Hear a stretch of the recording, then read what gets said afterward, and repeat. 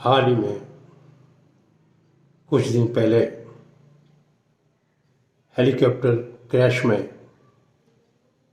देश के आला अफसर का अन्य अफसरों के साथ देहांत हो गया। चारों तरफ देश में एक सन्नाटा और दुख की लहर फैल गई।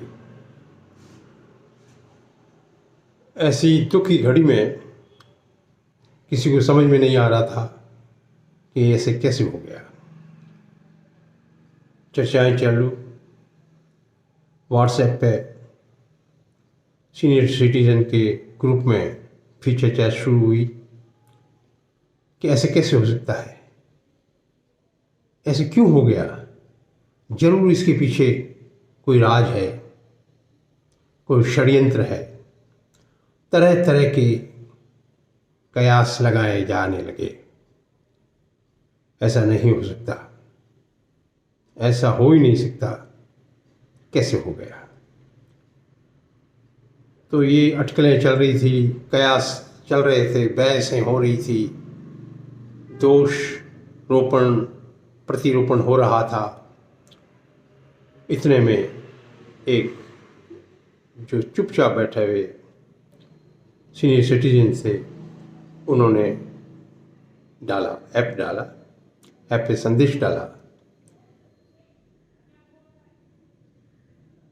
कि देखो, ये सब सुनकर के मुझे परम पूजनीय ग्रंथ श्री रामचरितमानस का वो प्रसंग याद आ रहा है, जिसमें श्री राम जानकी और लक्ष्मण के साथ वनवास चले गए थे। उस दुख में, उस वियोग में अयोध्यापति श्री दशरथ जी व्याकुल हो रहे थे, बहुत दुखी हो रहे थे। और इसी दुख में, इस विछोह में, श्री राम जी के विछोह में उन्होंने अपने प्राण त्याग दिए। पूरे शहर में, पूरे नगर में शोक की लहर दौड़ गई, सब दुखी हो गए।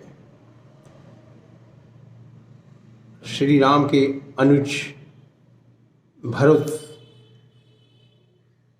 अपने बड़े भाई राम का वनवास में जाना, भाभी जानकी का वनवास में जाना, भाई लक्ष्मण का वनवास में जाना, और इधर पिताजी दशरथ जी का देहांत हो जाना, बहुत दुखी थे, अश्रु बहा रहे थे। इतने में मुनि वशिष्ठ जी पधारते हैं। वो भरत जी को ढाढ़स बंधाते हैं कि उनकी आंखों में भी आंसू आ रहे थे, वो भी बिलख रहे थे। तो भरत से कहते हैं, सुनऊ भरत भावी प्रबल, बिलखी कहेऊँ मुनिनाथ, हानि लाभ जीवन मरण, यश अपयस विधि हाथ। हे भरत, भावी बहुत ही बलवान है। ये हानि, ये लाभ, ये जीवन, ये मरण, ये यश अपयश सब विधाता के हाथ में है। इसलिए भरत, इस दुख को छोड़ो।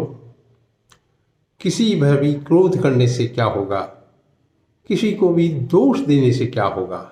ये तो होनी है जो होके रहती है।